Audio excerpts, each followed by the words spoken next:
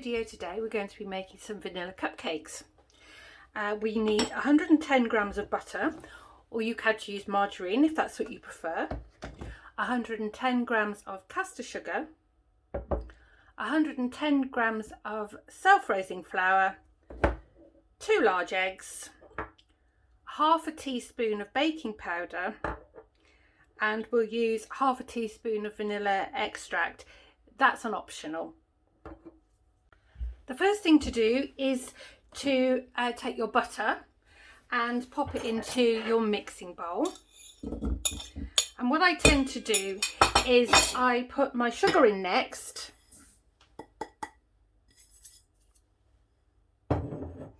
And then I beat it. Now you can use a wooden spoon. That's absolutely fine. Even though this is at room temperature, the butter is a little bit hard. So if you've only got a wooden spoon rather than a hand mixer or a stand mixer, I would suggest it might be useful to use something like a soft stalk, because it's obviously going to be a lot easier to use. So it's much more spreadable, it's very soft, and it will make your life easier if you're trying to beat it. So I'm going to pop this into my stand mixer. I'm lucky enough to have a stand mixer. I've beaten the butter and the sugar together. Whilst my machine was beating this together, I actually went and put the oven on. So if you've got a fan oven, you need to put it on 160 degrees. If you have a conventional oven, it should be at 170 degrees. And if you have a gas oven, it should be gas mark 3.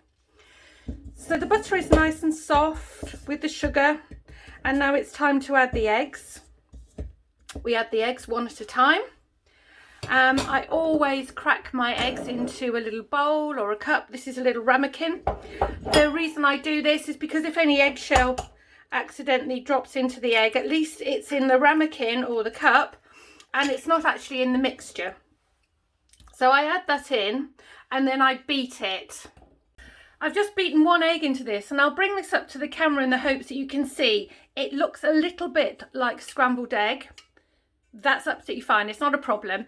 When we put the flour in, that will be fine. It'll just go into a really nice soft mixture.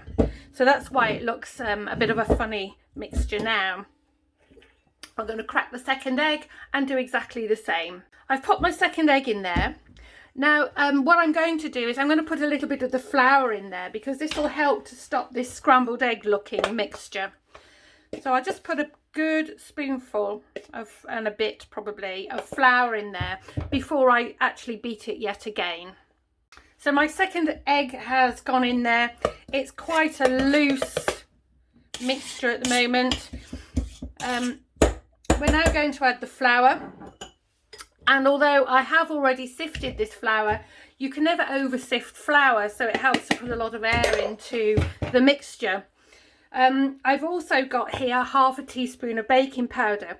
If you're using ordinary self-raising flour from the supermarket, it's okay to add a little bit of extra baking powder. Don't add more than half a teaspoon per egg. If you're using a sponge flour, don't add the baking powder. Sponge flour is a very specialised flour. So we just sieve that in there. You can see there's a few little lumps and bumps. I just get rid of the lumps. We still want to use all the baking powder. So that's that done. And the next thing I'm going to do is I'm just going to add the vanilla essence or the vanilla extract. And we just need a half a teaspoon for this quantity. But what I always do, rather than pouring it over the top of the mixture like so, I always make sure I've got a little bowl handy or a cup or something like that, just in case we have a little mishap and I get a bit heavy-handed.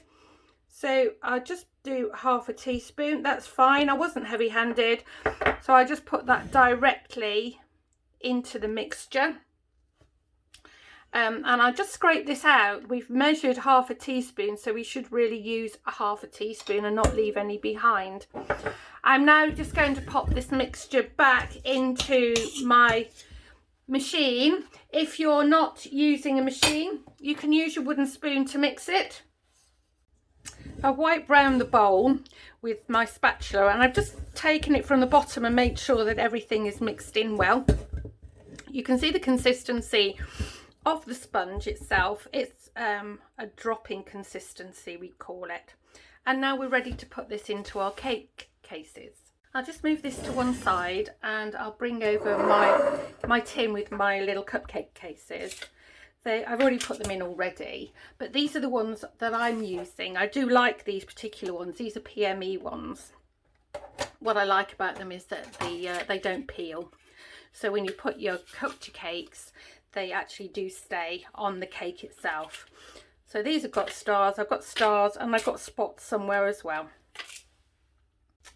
I actually use 2 spoons when I fill my cases. Some people do use an ice cream scoop, but I always struggle with an ice cream scoop, so I just do it the old-fashioned way with a couple of spoons. And all we have to do is we get a spoonful of mixture and just pop it into the cupcake case.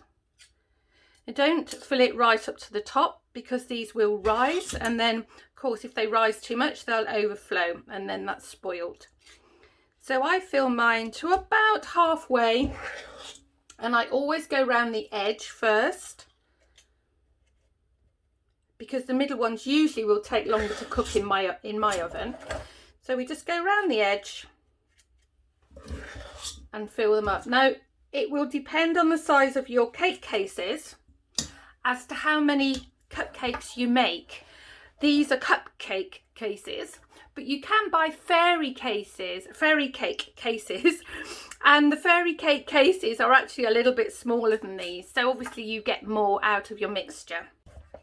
Here are filled cupcake cases. I've got 12 out of the mixture that we've made, and now they're ready to cook. They take about 15 minutes.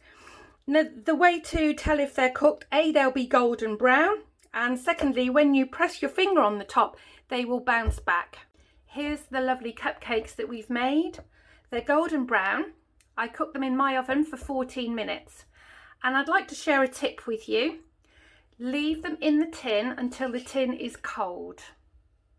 The reason I'm saying that is, if I show you this cupcake, it will help to prevent the cases from peeling away from the cake itself. So if I just try and pull this away, you can see, hopefully, that it's still stuck to the cake itself, and then it's all ready to decorate.